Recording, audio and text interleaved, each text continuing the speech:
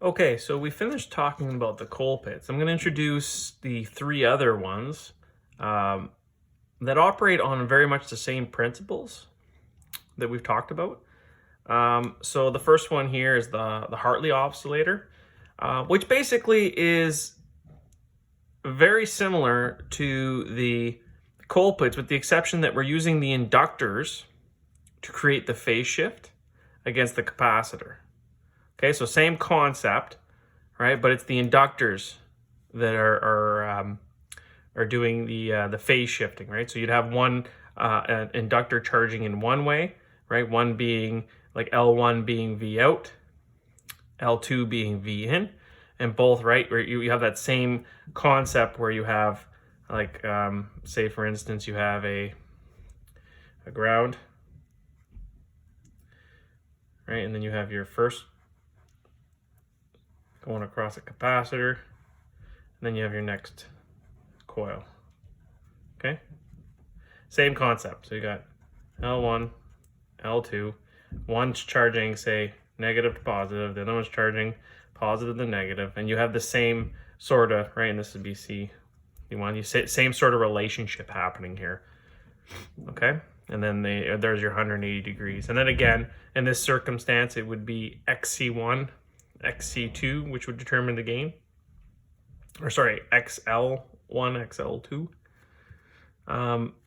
The next oscillator is the clap oscillator. Now this one is exactly like the coal pits. Oops, I forgot to draw the ground here. My bad. So this one's exactly like the coal pits oscillator, with the exception of this little C3 here. Now, his whole job in life is just to stabilize the frequency, right? Because we saw in determining resonant frequency, you'd have to find the product sum of C1 and C2. Well, if you always made sure, right, in a product sum, again, remember anything in parallel, you find product sum, and when you finding product sum, whichever one is the smallest, it's always going to be smallest of the smallest. So what you do is you make sure that the size of C1 and C2 are large enough, and you make C2 small enough that your total capacitance in the circuit, right, is always just C3, right? And oftentimes, you make this guy variable so you can tune the circuit to different values. You obviously wouldn't be able to tune him so that he would ever be larger than those ones. He would always be the smallest. Okay? And that's the clap. And other than that, the operation's exactly like the coal pits. The other oscillator to talk about is the Armstrong.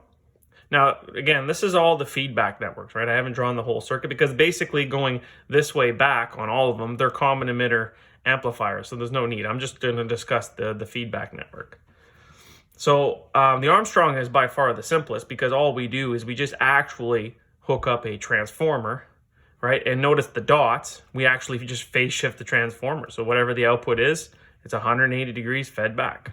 Pretty simple. The output's taken across this capacitor, right, from here to here, right? And then the feedback voltage, right, of all the feedback voltage is taken across the other side of the transformer. Remember that anything that has a coil, say like these guys, can all be replaced with transformers. Like for instance, this guy here can be a transformer that's center tapped, right? Same with this one, they can always be transformers in any case.